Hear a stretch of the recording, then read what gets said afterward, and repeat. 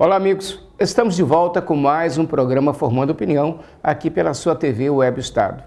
O meu convidado de hoje é uma pessoa que é muito querida minha, um particular amigo, uma pessoa porque tenho muito carinho, já esteve aqui no nosso programa, mas muito lá atrás, quando a gente ainda estava lá no início do ano. E agora, como parlamentar, no seu primeiro mandato, deve ter muita coisa nova para falar com a gente. Carlos, nossas câmeras, nossos microfones à sua inteira disposição para saudar os nossos internautas. Um prazer estar aqui novamente, Marcos. Quero saudar cada um daqueles que participam conosco desse programa aqui. É um bate-papo informal e é uma alegria, depois dessa experiência de estar na Assembleia, no primeiro mandato. Tudo que é pela primeira vez, a gente sofre um pouco no início, mas também eu acho que é um desígnio de Deus da gente ter sempre abertura para o novo, para aprender. Aprender sempre a contribuir mais e aprendendo mais sobre o nosso estado, sobre cada um dos municípios do estado do Ceará é sempre muito instigante e acho que faz parte da minha vocação. Mudou muito a vida do Carlos Matos, o empresário, o executivo, aquele homem de negócio, para a vida de parlamentar. O seu primeiro mandato começou agora, esse ano. Então, houve muita mudança, muita agitação, muita diferença. Como é que é a vida a diferença do executivo para o parlamentar? Sem dúvida, eu acho que por todo esse novo aí, por todos os desafios que tem, eu sou um deputado de oposição, para tratar de todos os temas que o Ceará tem, as matérias que o governo envia, exige muito, né? Há um desgaste físico realmente grande, eu não sei se é porque eu estou ficando velho, mas a gente já sente, né, o desgaste físico é muito grande e tem que administrar as outras coisas que você tem que fazer na vida e tal. O último check-up que eu fiz com o meu médico, ele disse, olha, os exames aí ficaram todos malucos, porque exige muito mesmo e eu acho que também faz parte da minha personalidade querer fazer tudo e querer fazer tudo bem feito e querer dar o melhor de mim para o estado do Ceará, mas a gente vai tendo que administrar um pouco. São muitos temas, é muito desafiante, tem muito que ser feito pelo estado do Ceará. E aí o próprio médico disse para mim, você tem vontade de mudar o mundo, né? Eu disse, tenho. Ele disse, pois então vai mais devagar, senão você não vai assistir essa mudança. Carlos, já que nós estamos falando de política, me diz uma coisa, seu primeiro mandato, primeiro ano, deve ter sido assim, um ano realmente de muitas coisas. Quantas emendas foram apresentadas? O que foi realmente feito? Qual foi a atuação do parlamentar Carlos Matos? Geralmente se tem isso como parâmetro, quantas emendas se apresentou, quantos requerimentos se apresentou. Eu não me pauto muito por isso, porque uma emenda ela pode modificar e impactar mais socialmente e economicamente do que 50 emendas sem expressão. Então, eu não quero ser avaliado por isso, nem quero colocar isso como parâmetro de medição para o meu trabalho.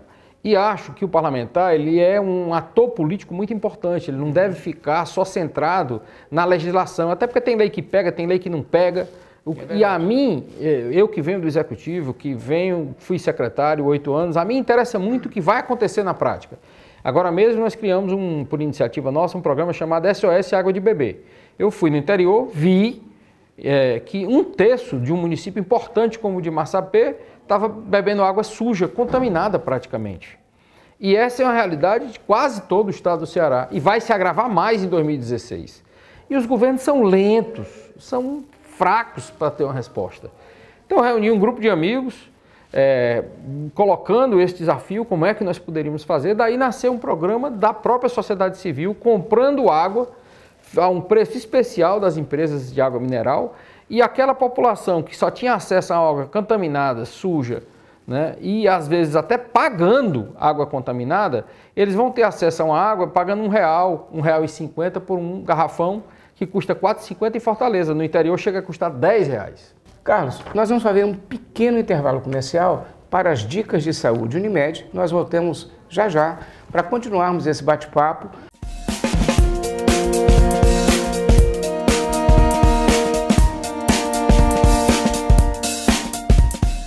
Olá, amigos.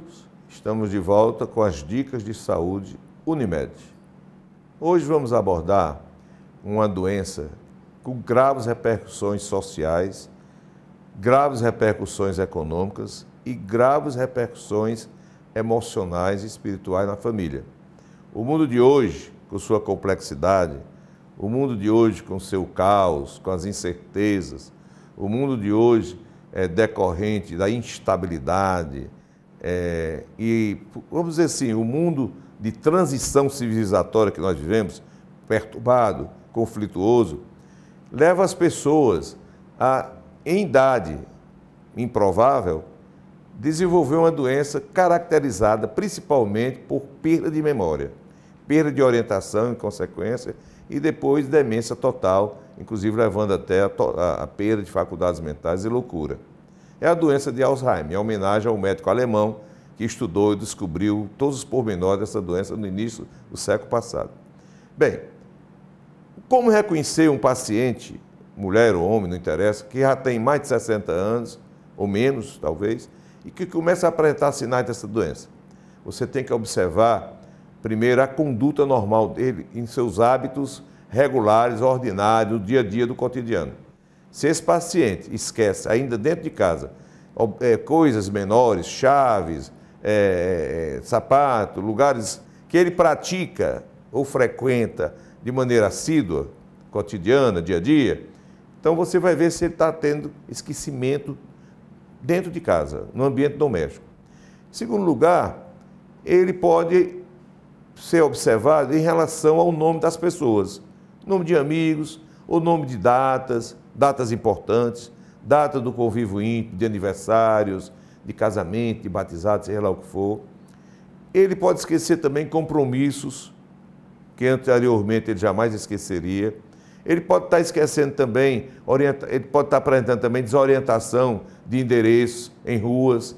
Ele pode, inclusive, estar dirigindo e se deslocar a uma região completamente fora do traçado, fora do destino que ele gostaria de estar. Então, esses sintomas são os sintomas iniciais. Posteriormente, o paciente passa a apresentar algumas formas até mesmo de delírio, de perseguição, delírio de grandeza, delírio de doença, exagerando doença, exagerando grandeza, assim, delirando, com um quadro até de paranoia, como se fosse uma psicose.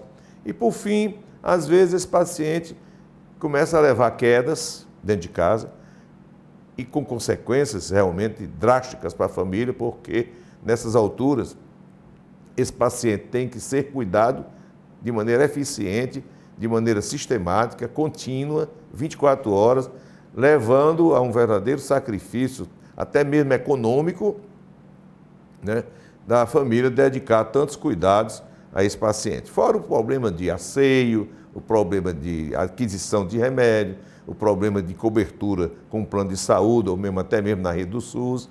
Então, esse paciente tem que ser devidamente olhado, observado, se ele precisa realmente, imediatamente, de um médico ou de cuidados, até mesmo de psicólogo e psiquiatra.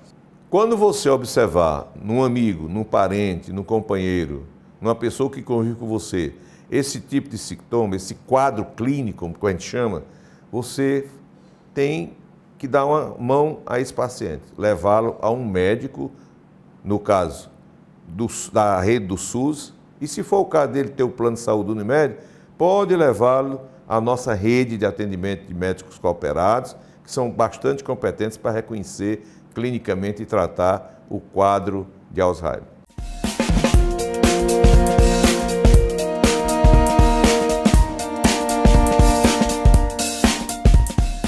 Estamos de volta com o segundo bloco do nosso programa Formando Opinião, onde hoje eu recebo o deputado estadual pelo PSDB, Carlos Matos.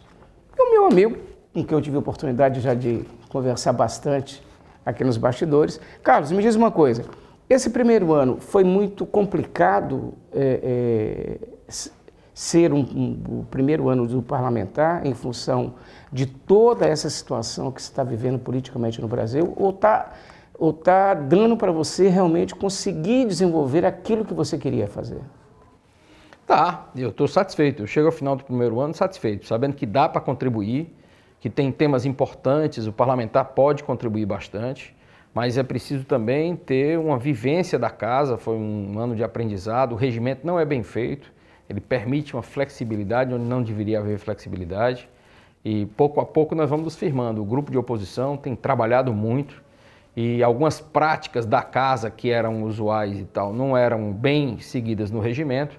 Isso está sendo questionado e nós estamos começando a ter uma relação saudável entre oposição e governo, conseguindo avançar e o governo recua em algumas questões, nós conseguimos alguns avanços. Eu termino o primeiro ano muito satisfeito e também impressionado como temos os pares trabalham, o deputado trabalha, eu vejo um empenho, vejo uma dedicação muito grande. Isso me deixou surpreso positivamente. Uma das coisas que vivenciando a Assembleia, que eu aprendi lá, que tem deputado que chega às 6 horas, 6h30 da manhã para se inscrever para poder ir ao parlamento e fazer o seu pronunciamento. É verdade?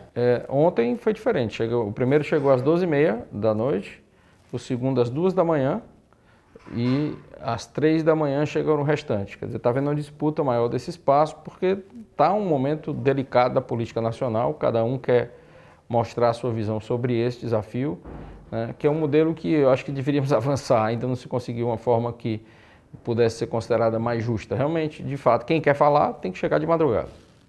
Como é que o parlamentar está vendo o atual momento que nós estamos vivendo, nós todos, os brasileiros, estamos vivendo na política nacional? Essa é a minha primeira pergunta. E a segunda, na sequência, eu queria saber como o cidadão, Carlos Matos, como é que você está se sentindo, vivenciando toda essa situação, que eu acho que é uma situação inédita na história política brasileira.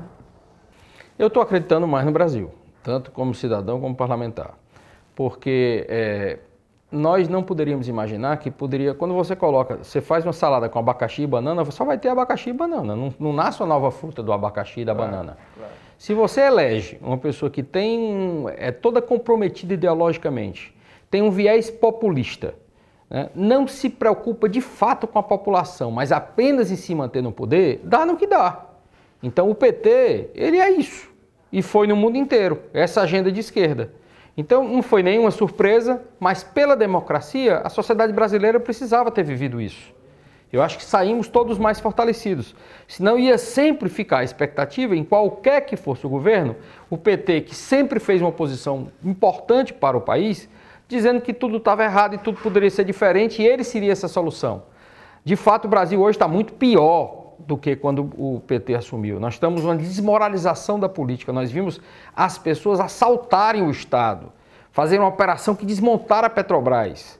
Foram eleitos com dinheiro escuso e de um cinismo impressionante, né?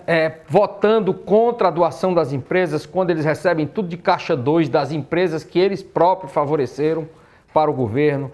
Criaram o Bolsa Rico no BNDES, que contemplou 20, 25 empresas. Né? Então, tudo isso veio à tona. Ainda não veio, o que está vindo à tona aos poucos, né? Então, a agenda de esquerda clássica, eles contemplam os ricos, os bancos nunca ganharam tanto dinheiro na história do Brasil.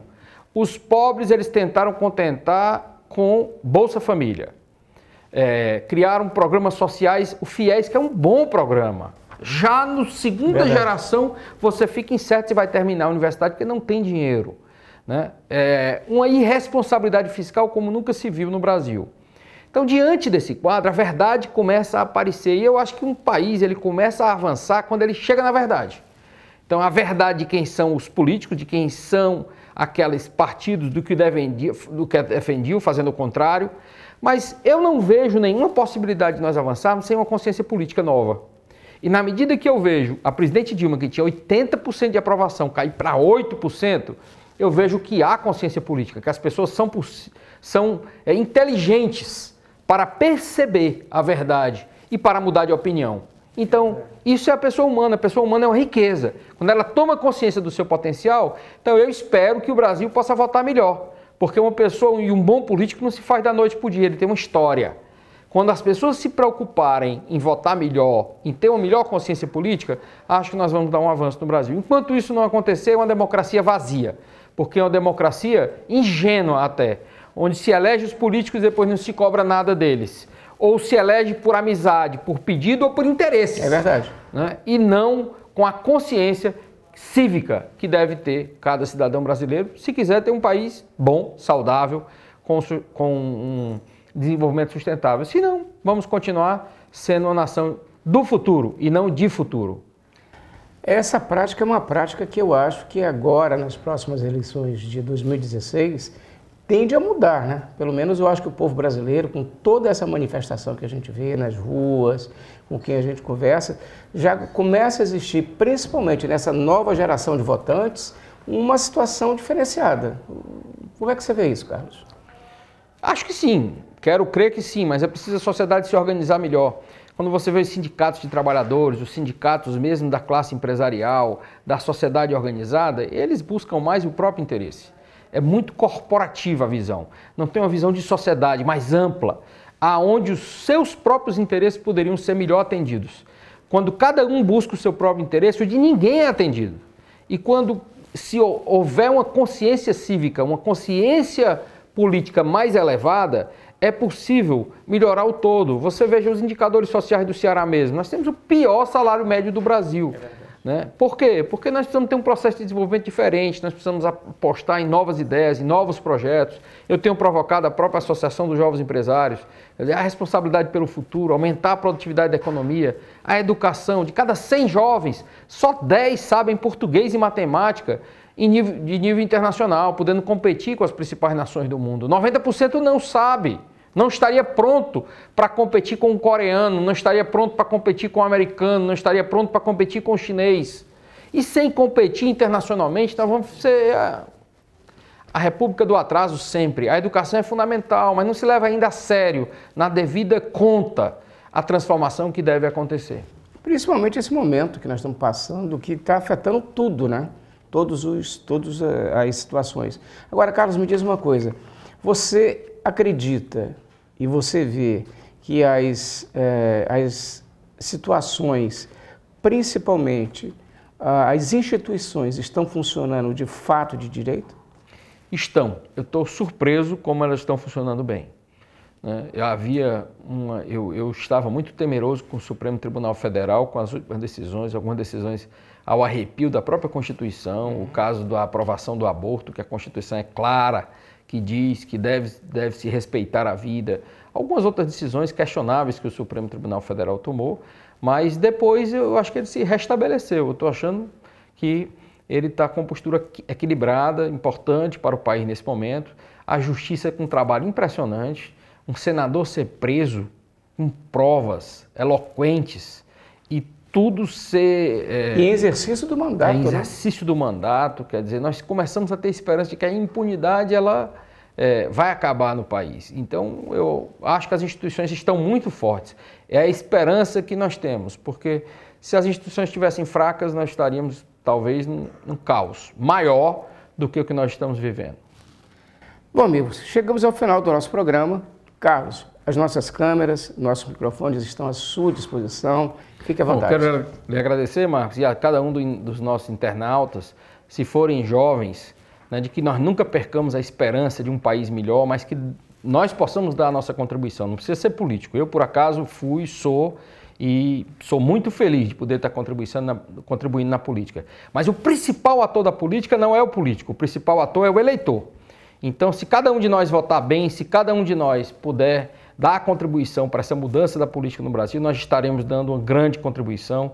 E eu faço esse apelo, que nós não desistamos do Brasil, né, do nosso Estado, do nosso futuro, que nós possamos construir. E a você, meu prezado internauta, muito obrigado. Carlos, tenha um feliz ano novo, um ano maravilhoso de 2016. Continue brilhando como você está brilhando na política, está fazendo sucesso, está desenvolvendo um trabalho realmente aquilo que a gente esperava pela sua capacidade. E a você, muito obrigado e até o próximo Formando Opinião.